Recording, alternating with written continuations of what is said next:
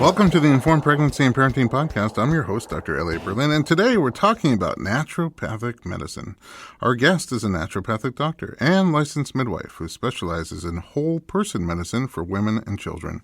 She has supported hundreds of families in their journey to parenthood, and although she no longer attends birth, she continues to offer adjunct holistic prenatal and postpartum care for women under the care of another midwife or obstetrician, and head-to-toe holistic health care, including fertility support, gynecology, thyroid health, digestive issues, allergies, and mood support. Dr. Molly Jarchow, welcome to the podcast. Thanks for having me. I've been trying to have you forever. It's been a long journey to get here. Yeah, it's hard to line up our schedules. Busy people, yes. I don't really know that much about naturopathy, and I just know that when our patients come see you, they come back very happy, singing your praises, and they look better, and I'm like, I should go see a naturopath. So I want to learn more about naturopathic medicine, starting with you and your background and how you got to where you are today. Where are you from originally? I'm from Iowa originally. Oh, which part of Iowa? Dubuque. Wow. You know, I grew up in New York where we have 4 seasons. Same in Iowa. You have 4 seasons in Iowa? Yeah. Because when I moved to Nebraska for a year, we only had 2 seasons. Really? That's what they told me when we got there. What year was that? That was not that long ago. But the guy said, we only have 2 seasons. And I said, what are they? And he said, winter and the 4th of July. And then it's winter again. Okay. Well, in Iowa, a neighboring state to Nebraska, we have 4 seasons. You do? But I'm all the way on the other side of Iowa. Maybe. It was really cold for a long time. Closer to Illinois, Wisconsin, yeah. But it does get very cold. It has to. It gets very cold, or it used to. I haven't lived there in things 18 years, but things are changing. That's why I asked, what year was that? Because things might have changed. That's true. And so when did you know you wanted to get involved in healthcare? Great question. At 18, received a book, Ina May Gaskin's first book. What? When you were 18? When I was 18. Spiritual midwifery? Evergreen State College, where I did my undergraduate. And one of my roommates passed me this book for spring break. I devoured that book and all the birth stories. And in the back, there's all the how-to midwifery details. Yeah. And I just knew. I switched from reading her book? From reading her book, Switched from what? What were you doing? I was doing environmental science. Okay. And so by spring quarter, I went back and luckily was in a very open-minded school and program where I could do some midwifery studies in my spring quarter of my first year of college, and then switched gears, and for the rest of my undergrad was all pre-med stuff. So your undergraduate school had a pre-med program. But they also had classes in midwifery? Well, I went to a really cool school where it was interdisciplinary studies. So we took programs. So we were in a program for a whole year, and in the fall quarter, we all took the same credits. And then in winter quarter, it would open up 4 credits where you could either take a different class. In the evening, you could do a Spanish class or dance or art or something, or you could do an independent study. And then by spring, half of your credits were independent study or other classes. So in that spring quarter, for that half of my credits, I was able to really focus on women's health and start to do my doula training and stuff like that. Wow. So doula was your stepping stone? Yes. Like the just get your toes wet? Exactly. Make sure you really like it? At 19, I took my doula training course at the Seattle Midwifery School, which was the oldest non-nurse midwifery school in the country. And you were the youngest probably doula in the country. So young and starry-eyed and intimidated. Yeah. I was just... How old were you when you went to your first birth? 21. Wow. Yeah, one of my best friends at the time. I was at her you went birth. with a buddy. It was her birth. She was giving birth. You went to your friend's birth. Totally. I don't know, is it more nerve-wracking or less nerve-wracking?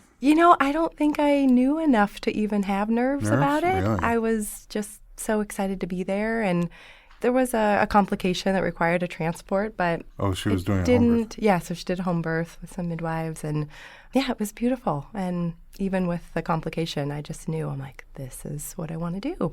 But I had a very wise midwife that I worked with who could see the stars in my eyes and kind of help bring me down to earth and go, you might want to study something other than just midwifery, because she had a 18-month-old that she was nursing, and she was taking a break from birth. And she's like, if you want to have kids, or if you just get tired from being on call and going to births, you may want to have something else that you can do to support yourself. That was really good heads up for me, because, that time did come in my career, and I was really glad that I didn't have to go back to school at that point. Okay, so, but by the end of, when did you start studying that something else? So in undergrad, I knew I wanted to be a midwife. And then I thought, well, maybe I'll be an OBGYN so I could work around the world and have the flexibility of that and explore that option. And I knew about naturopathic medicine. And then I took a break after undergrad, finishing, kind of setting myself up so I could become an MD or an ND. And then I thought, well, maybe I want to become a nurse midwife and work in the hospital. But ultimately, I kept coming back to home birth. That was really where my heart was. And the naturopathic program in Seattle at Bastyr University, where I went, they had a dual program where you could do naturopathic medicine and midwifery. So I could attend births as a midwife, and I could be a family practice naturopathic doctor. And so that ultimately is what I came to, because I wanted to have more than just the midwifery training and be able to treat people outside of or work with people outside of just pregnancy, because pregnant women have a lot of other things going on in their life. The rest of their health doesn't just stop because they're pregnant. So to be able to oversee thyroid health and know a lot more about nutrition and digestion and things like that you don't really get in midwifery school. It's pretty focused on the prenatal period and postpartum, immediate postpartum. Yeah.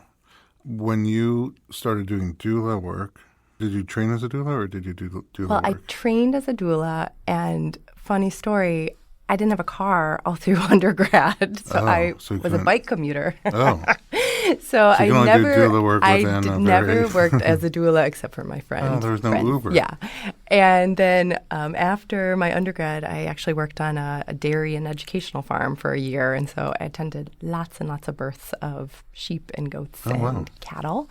On a farm like that, I'm just curious, are they assisted in their birthing? Good question. Sometimes. A lot of them happened at night. And, that nature is very smart. It's quiet, it's safe, it's dark. And a lot of the animals, if they're out in the pasture, would try to go into the bushes and, away from the group to give birth. So they're around other animals of same species, but they go away from them. there was this really strong cow, and she got herself into the middle of this bramble bush, and that's where she gave birth. And yeah. That's really interesting. Just in terms of how we do it, we usually surround ourselves with people, but they go away from. Yeah, I think, what I saw as a midwife was a lot of times women, they want that support. Sometimes they need their own space, but they want to know that they're not alone. Even if somebody's not there talking to them or engaging with them, that there's just that knowing that I'm not alone here. If I need something, people are here. Maybe it's the same for animals. They don't want to be, they just kind of know, okay, I know you guys are all over there chewing your cud. I'm over here doing my thing, I'll birthing just my move baby. if I need you. That's right, exactly. But they're not constantly reminding her to drink and things like that. She just But they do the same thing. They lay down, they stand up, they lay on their side, they put their head up in the air, they moan, they do it all. Do The they same have stuff. a playlist? Not that I Nothing? heard. Okay, but heard? I see what you did there. See? But so at what point would people assist the animals in their delivery? So this farm was in New York. So the cows that were giving birth in the winter, the cattle would be in the barns just because it was so cold outside and snow and frozen and all of that. So when they were in the barn, then we would be going in and checking on them, knowing that they were going to be getting close. And sometimes they did need assistance to help. Yeah. I met this doctor who he's close to retirement now, but he said he spent time on farms with animals and would often be involved in the delivery of their babies. And he just said he learned so much. He's so gentle and calm, and he said he learned a lot by watching animals give birth. And we had a patient who had a breech baby. Her first baby was breech, and she tried all sorts of things to get the baby to turn, wouldn't turn it. And then she decided, I'm not delivering this baby by cesarean birth, because she had delivered she'd delivered or watched the delivery of so many babies, sheep, that came out breech. And she's like, these are the breech, these are the not breech. And sometimes they have twins and one's breech and one's not breech. She's like, they just do it and they don't even have help. Like, I'm not, if everything else looks okay, I want a chance to deliver my baby. But she was in a medical system that doesn't have delivery options for breech babies other than cesarean. So in her case, she labored at home until she was pretty much ready to push and went into the hospital and insisted that she won't have a cesarean birth. And so they kind of had a scramble to figure out what to do with her, and she delivered, fairly smoothly. But it was her experience on the farm that made her feel like the confidence, like this is not something that's wrong. It's just different than what you're used to. Yeah. And I just wonder, as a midwife who's attended so many births, if being on that farm for that year kind of gave you a different type of education than we normally get. Yeah, seeing birth after birth happen. Just it's happening, whether you're there or you're not, that birth happens. And so it was really affirming to see all of that and just witness that birth works. Just wake up in the morning and there's babies. Yeah, there's little goat kids and little sheep. So I start saving for college. So you talked about having really a lot of choices in front of you, whether to go the midwific route or to go the medical doctor, but still in the birthing world, the obstetrician route. You chose more holistic than medical. Yes. When I really thought about it, the kind of healthcare that I choose for myself was not allopathic medicine. There's a place for that, for sure. If I'm injured, fall off my bike, hopefully not. But then, of course, I'm going to go to the emergency room and if I need surgery or something. But in my day-to-day lifestyle, that's not the care that I generally seek out for myself. So when I really thought about committing to 8 years of my life to become an OBGYN in a system that isn't necessarily my primary system of healthcare, I really had to do a lot of thinking and soul searching to see, just because I could do that, is that really what I want to do? And ultimately I decided that it wasn't what I wanted to do. Did you grow up in a family that was more holistic in your own healthcare? No. Not at all. Okay.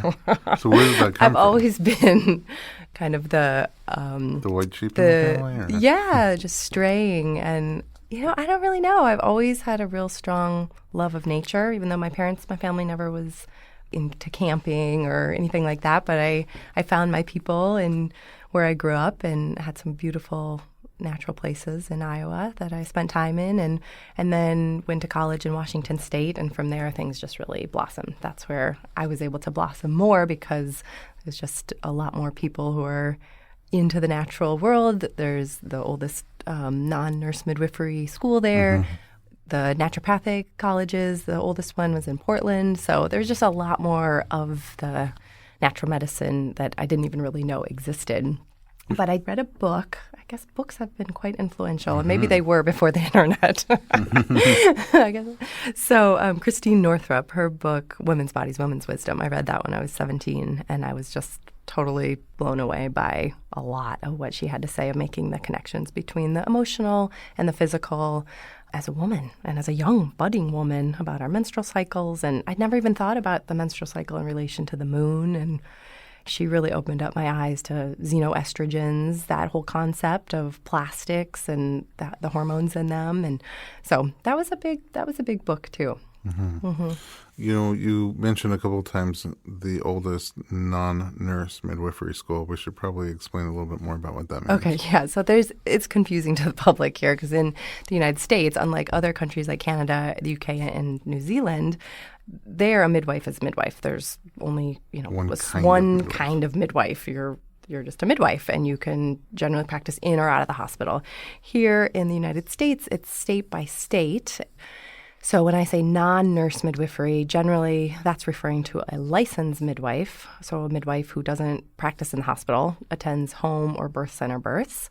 Some states have registered midwives instead of licensed midwives, and then there's also lay midwives, just to make it a little more confusing. Yeah. So that's why there's a lot of different types of midwives. And lay midwives generally don't have a license versus a licensed midwife has a license with the medical board and then has to do continuing education and things like that. Lay midwives often serve like a religious community.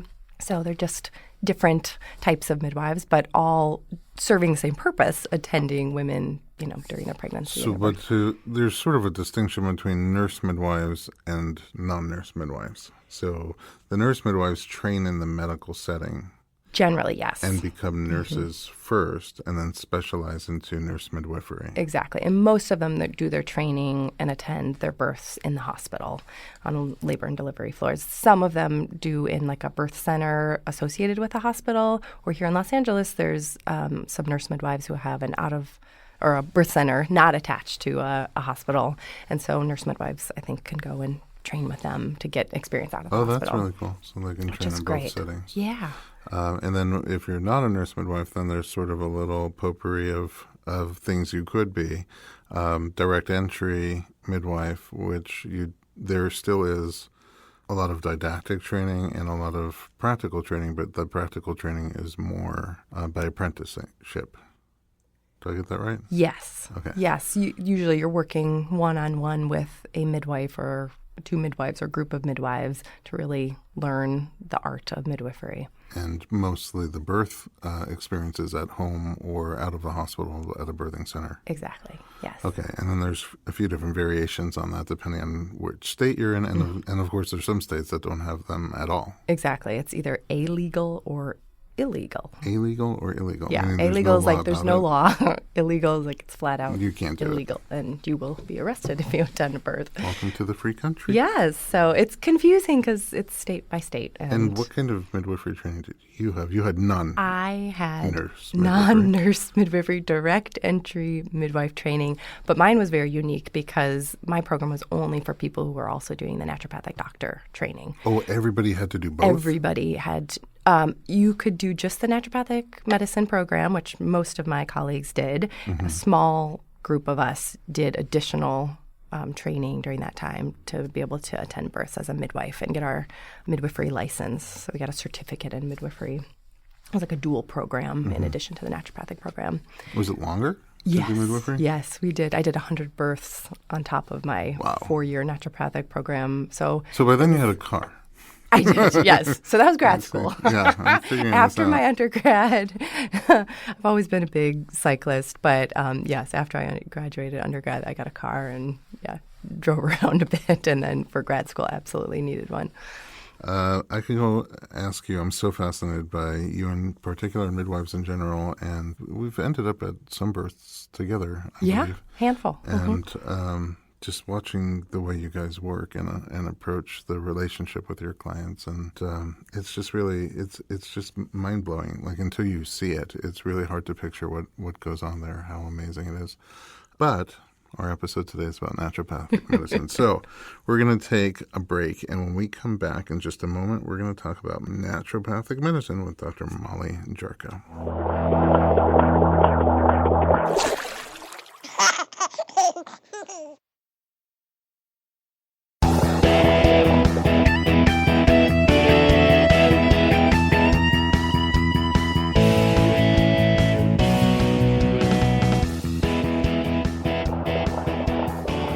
Welcome back to the Informed Pregnancy Podcast. We're talking about naturopathic medicine with Dr. Molly Jarchow, and I have to go right into it, or I'm going to just get fascinated by all the other things that you're wise about.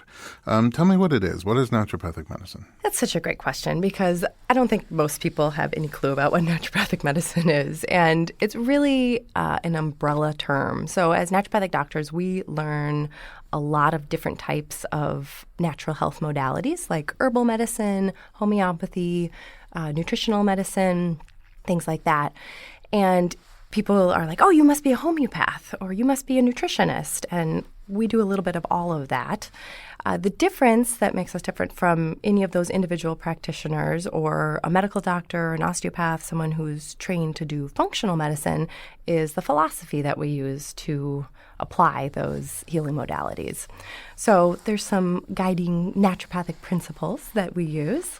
And, we had a whole year of school studying the philosophy of naturopathic medicine. Just philosophy. Just philosophy. What are in some addition of the... to anatomy and physiology and all of that. But we had a course that philosophy. spanned a I whole... see. Yeah, just to really, that's the roots of our medicine. So the first principle is first do no harm, which all practitioners, this is a guiding principle for them. But for me as a naturopathic doctor, I feel grateful to have a toolbox that has a lot of modalities that are highly effective but low on the side effect or low risk. And most of the people that are seeking me out are wanting that as far as options for treatment, at least to start with. And so I use herbal medicine and nutritional supplements and changes with diet and lifestyle and homeopathy. But I also have the option to use the allopathic medications if I need to. But it's not usually where I start and not usually what people are seeking me out for. So for me, first do no harm means using our more effective but lower side effect treatments first and then moving up the ladder for stronger stuff if we need it. Allopathic meaning? Allopathic meaning prescriptive medications, surgery, things where you're just trying to treat the symptoms more. So under the umbrella of naturopathic medicine, you have all the natural modalities, but also the prescription. You prescribe drugs if you can. I can. Here in California, I have to be working with a medical doctor to do that, but I have been here now for 8 years and have developed some great relationships with people who know me, know my abilities, and support me in being able to prescribe, which is great. So in other states, naturopathic doctors could just prescribe in as Washington, a primary care. Exactly. In Washington State, where I did my training, we're considered primary care providers. So we have the same prescriptive abilities. And if you pull out your insurance card and you're looking for a primary care doctor, a group of naturopathic doctors will be on that list. Oh, that's really cool. Yeah, but here in California, we're considered out-of-network providers. And so just state by state, the laws are a little bit different. Mm-hmm. Is there also training on surgical procedures? Yeah, I got minor surgery training. So we don't ever do major surgery. And in Washington State, we can do minor surgery. Here in California, we're limited and can't do minor surgery. Oh, wow. So it's naturopathic, but it's like almost wholopathic. Yeah, I mean, I think it's really... It's very broad. Even within the more natural remedies, you have a lot of tools on that side of your tool belt. And then on the other side, you also have, drugs and surgery. I think of it as a bridge. I can speak both languages and, there's a place for those medications. And I feel grateful that if my natural treatments aren't working, that I can prescribe an antibiotic if we need that. A lot of times we don't get there, but that I don't have to send them elsewhere if we do approach that. So, they work together. And most of us grew up with that more allopathic model of care. I mean, I certainly did. And so to be able to speak in the language that most of us know about medicine and healthcare, but to offer some alternatives is great because it's integrated. That's really integrative care. Right. It almost seems like it would be nice on the other side, like if there was a medical doctor who had, more knowledge and experience in language with the more natural modalities, then there would be like a complete team. Yeah, I think more and more of those happening. I mean, I work with Dr. Saraf, so we certainly complement each other quite well. He's a medical doctor, but uses a lot of integrative medicine in his pediatric practice, which is why we're a good fit together. So, I think more and more medical doctors are, and I mean, the functional medicine world is just exploding right now. It's growing, yeah. Yeah. I think it's still in its infancy. But I agree. It's not perfect, but I applaud more and more medical doctors for, looking outside the box and trying to get to some of those root causes of the health issues. How long forget about midwifery for just a second, just naturopathic training? So 4 years minimum, and you can extend it to 5. And a lot of myself, like I said, I did a dual program, the naturopathic medicine midwifery, and then some of my colleagues did naturopathic medicine and acupuncture at the same time as well, which is Can you do all three? Quite an endeavor. I don't know anybody who did all three, but that's kind of insanity. Well, yeah, and also acupuncture is its whole language. Oh, that's a whole thing in and of itself. All the Chinese herbs and the points, and that's a whole other system, a whole modality. Yeah, it's a lot to learn and master. It's hard to master so many things. Yeah. What are the primary reasons why somebody would seek out a naturopathic doctor versus a medical doctor? Why do they come to you specifically? So I think people want, what I hear most often from people is that they feel really heard and they have a space to talk about. And as they're talking, I think people figure things out, but they also have a person asking questions, me asking them questions. And even my intake form, which is 5 pages, people go, wow, I learned some stuff about myself just filling out your form, which I think is great, helping people start to put some pieces together for themselves. But because it's more holistic in its approach, you're not just looking at the boo-boo on the finger, you're looking at so some of our other guiding principles, so first, do no harm, and then treating the whole person. So people are clearly physical, but there's a lot more to us than just the physical illness. So 90 to 95% of people come into my office for a physical issue, but almost always there's an emotional or mental aspect to what's going on for their health for them. And there's always space in our conversation for that, always, 100% of the time. So, and I feel grateful because I have tools and modalities to help support not just the physical, but the emotional and the mental as well.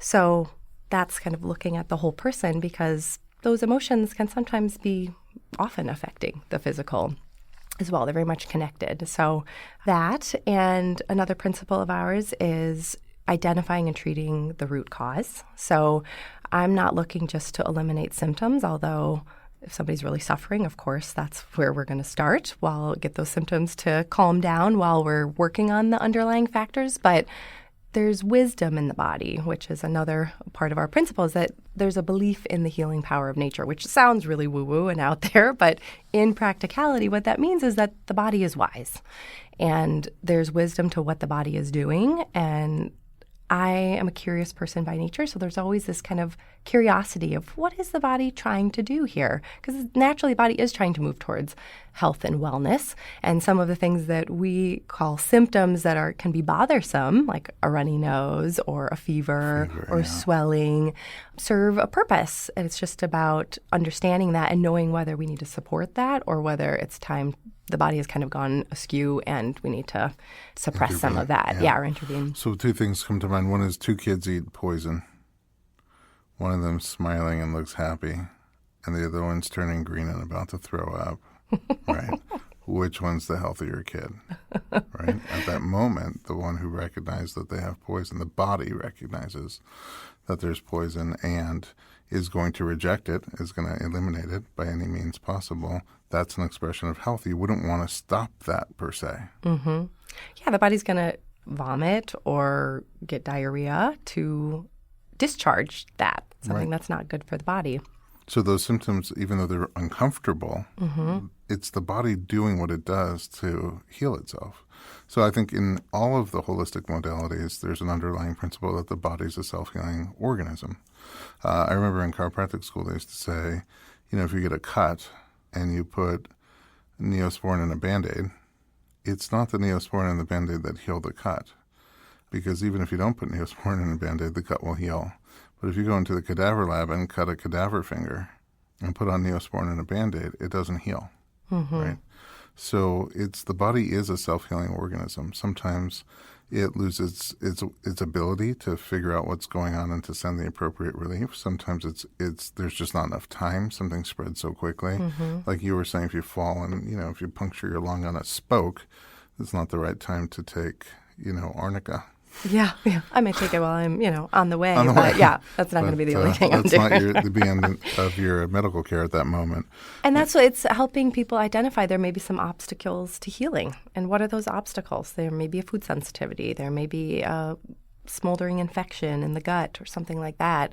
There might be a lot of stress that's going on, emotional or physical, that are preventing the body from being able to heal itself.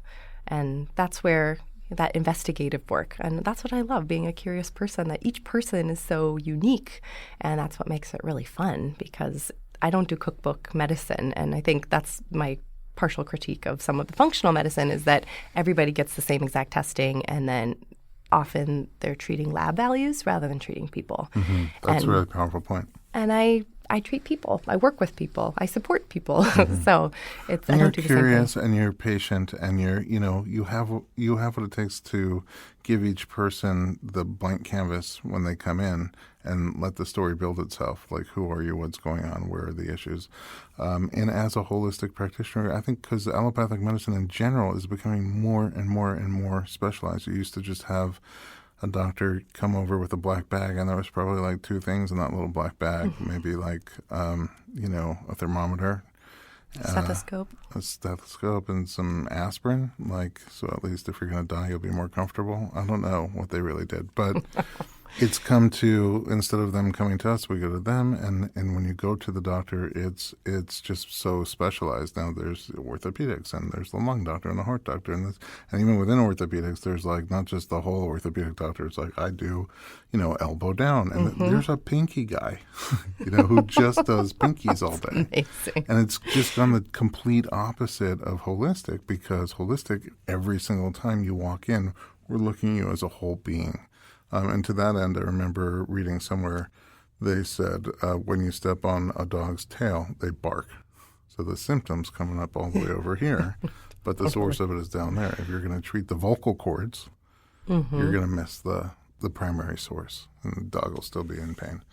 And so I love that approach, that when somebody comes into you, not only do you have all these tools in your tool belt, but you're so holistic and investigative in your approach. No two people are the same. Yeah, I've had a lot of women call me their kind of medical home base here in LA, because this is a city of specialists. So they've got their ENT, they've got their GI doctor, they got their OBGYN, but they don't really have anybody who's general overseeing contractor. Who's coordinating all of this. We're like, okay, let's look at what was done with this person, and this person, and step back, zoom out, and keep this in the context of the whole person versus just, because you're trained in both sets of modalities. So when you're looking at lab reports or X-rays or whatever imaging you have, you're in both worlds. It makes sense to you. Yeah, I can order imaging, and I draw blood in my office, and I do pap smears. I do all of that stuff as well. So I use the standard tools for assessment in addition to listening a lot, which is get a lot of good information from listening to people and asking the right questions. But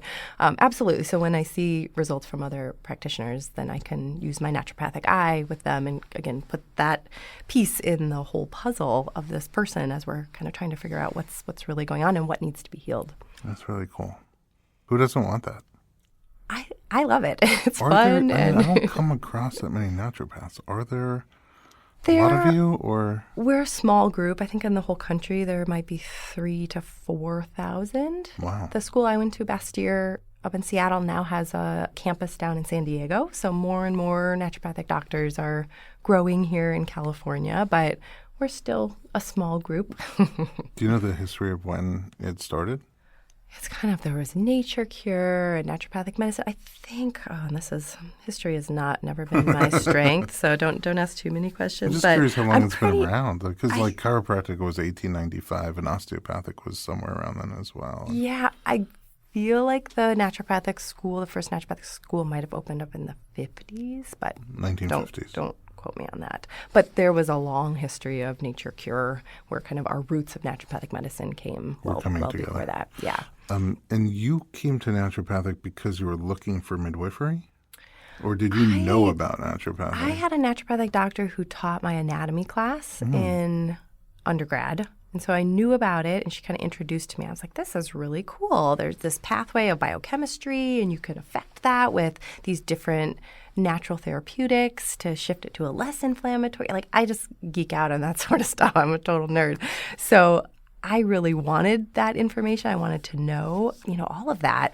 So I knew about it, but then I really thought I just wanted to be a midwife. And I don't know, when I decided to do nurse midwifery program, kind of signed up for that, and I was like, it just didn't feel right. It didn't feel like I was going to get enough depth about all the other sciences that I wanted. And so that's what kind of brought me back to doing the naturopathic medicine program, so I could get all of that plus midwifery. And even when I graduated, I moved down here and joined a midwifery practice, very busy, and it was 80% of my practice was attending births as a midwife for years, many years. And then it started to transition a bit, and then now I don't attend births at all anymore. But do you miss it? Yes and no. Okay. I felt really complete when I decided to be done. Yeah. And there's times, like one of my repeat clients just had a baby recently, and she was texting me in labor, and she's like, if you're anywhere near me, you're welcome to come. You can come to any of my births, which is really sweet. So yeah, I do miss it sometimes, but I get to work with them, and I saw her. I do pediatrics with Dr. Ed now, so now I get to see those kids for 18 plus years and do all their physicals and see them when they're sick. And so I still get that relationship, which is what really drove me, like the desire to become a midwife and to be a licensed midwife and do home birth was the relationship that you develop, which is so special over time. So I still get that. And I get to see these kids for years and years now, which is great. Do you work on the whole family? I do. I don't see a whole lot of men, although I do see the partners of some of the women that I work with. So I have two practices. My Santa Monica office is mostly women's health. Okay. I do see a few kids over there who already have a pediatrician and they just want a holistic kind of adjunct pediatric care. I don't do primary care pediatrics in that office because it's just me and I'm only there 2 days a week. Okay. And I don't do any after-hour stuff in that practice. And then with Dr. Ed, I'm there 3 days a week. And so we do primary care pediatrics. So people who are looking for a full pediatric practice, they can see me over there with him. So where do you see adult, mostly women? Mostly women, yep, in my Santa Monica office. Okay. Yeah, and once in a while people go, can you see my husband? Yeah, I mean, some things are universal, it's like fatigue or digestive issues. But as far as men's health and men's hormones, I just don't have enough. That just hasn't been the focus of my it's not your practice. expertise. Yeah, exactly. So, and those things as men start aging do come into more of the focus. I get that off in my office all the time. I just don't have the experience. So I'm like, I want to send you somewhere where they can address all pieces versus, if we need that. But, I've certainly helped some of the women in my practice, their husbands with, food allergies, food sensitivities, asthma, digestive stuff, things like that where, man, woman, child, right. Similar things. But it seems like almost most things would be the same except for the exception that are specifically men's health. Or am I making that up? No, I think just focusing on women, there's enough to women's health. There's pros and cons to being a general practice doctor. There's a lot to stay up on. And not just sometimes I'm like, wow, being an MD where you just prescribe a lot of medications, it seems kind of simple on some level because versus all the different modalities that I bring into play and staying up on. They change over time. It changes a lot. And so that's why I think I've just kind of chosen, okay, women's health head to toe is enough. Even just gynecology is a lot to stay up on. Yeah. Well, there's that pinky guy who does exactly. Pinkies, He's like, I'm just doing pinkies, guys. That's I know there's a lot of other bones nobody knows in the a pinky body. like that guy. Totally. And then pediatrics. Will you see my husband for his thumb? No, I'm just going to. Sorry, I only do pinkies. And then doing pediatrics, that's a whole endless lifetime of learning in that realm, and especially not just primary care allopathic pediatrics, but then all the different layers of natural medicine for pediatrics, because kids are not just small adults. They're their own little beings. So they're different. Are there, I would imagine, because I think usually when things come up during pregnancy, symptoms or other things that come up during pregnancy, often what women hear is, sorry, there's nothing you can do about it because you can't take these drugs while you're pregnant, but you have so many more modalities at your disposal. So it almost seems like during pregnancy, you'd be the person somebody really wants to see outside of your midwifery training, just from the naturopathic. Yeah, I see a lot of people women for general kind of adjunct holistic prenatal care. They've got their OB or their midwife, and they're either getting short visits or they're not getting a lot of that kind of supplemental care about nutrition and supplements, things like that. And then I see people for specific health issues. Like I saw somebody recently for bad allergies, and she's like, I just don't want to take Claritin. I know, that it's theoretically safe in pregnancy, but I just don't want to go that route. Mm-hmm. So, we worked on that, and she got great improvement, which is awesome, without having to take Claritin. Oh. Super happy about that. Yeah. So things like that, specific things. And, when people get sick, what can they take other than, Tylenol or cold medicines and things like that? Things that are more in the little more natural realm that are safe in pregnancy and then also in breastfeeding. Yeah, that was my follow-up question. Yeah. So I work with a lot of mamas in that first year postpartum. And I really believe the fourth trimester is the whole year. Oh, really? That is a huge year for women. And sadly, most women, they see their OB or their midwife at 6 weeks postpartum, and then they may not see anybody for a year. Mm-hmm. that is a long time to go during a very significant year. So I'm a huge proponent of care during that 4th trimester with somebody. Just check in with somebody, because I see a ton of ladies who get really fatigued between 4 and 7 months. And then I see a lot of moms at 2 to 3 years postpartum who are like, I don't even know who I am anymore. I don't know. I haven't even thought about myself in 2 to 3 years since this beautiful child has been born and has taken center stage. So having those regular little check-ins from a wellness perspective really help keep women grounded and I also know, prevent them from getting too depleted. Dr. Ed, because my wife does the mental health side of things, and I know that Dr. Ed's got his finger on the pulse with that as well. And so, like you said, oftentimes a new mom won't see any doctor for outside of that 6-week checkup. First of all, until 6 weeks, and then outside of that 6-week checkup for quite some time. So he's always got the finger on the pulse, not just of the baby, but also of the parents. And Absolutely. he often makes a referral and says, why don't you go just have a chat? Well, because they're still, that first year, mom's babies are still connected. The umbilical cord has long been cut. If there's connection, there's obviously, if Wi-Fi. there's still, there's Bluetooth. If they're breastfeeding, but even if they're not breastfeeding, there's such a connection there. And so babies really feed off of the energy of their parents. And so if moms or dads, partners are getting frazzled or anxious or depressed or depleted, then, that affects the energy of the whole family. I learned so much today from you. I always learn from you whenever I'm around you, and it's been too long. And I know our audience is going to learn a lot from you, and they're going to start typing away, where can we find a naturopath? Is there a listing of naturopathic doctors around the country? Yes, there is. So our national association is called the American Association of Naturopathic Physicians. And then here in California, there's the California Naturopathic Doctors Association. And most states have a naturopathic doctor association of some sort. Are they licensed in every state?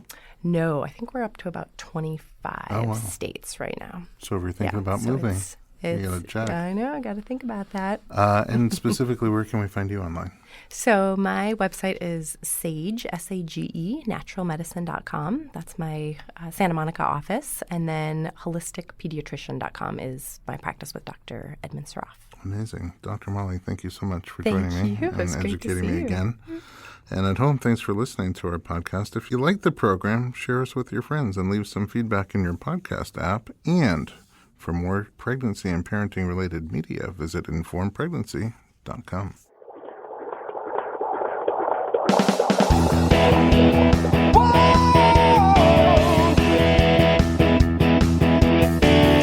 Doctor, give me the news. I got a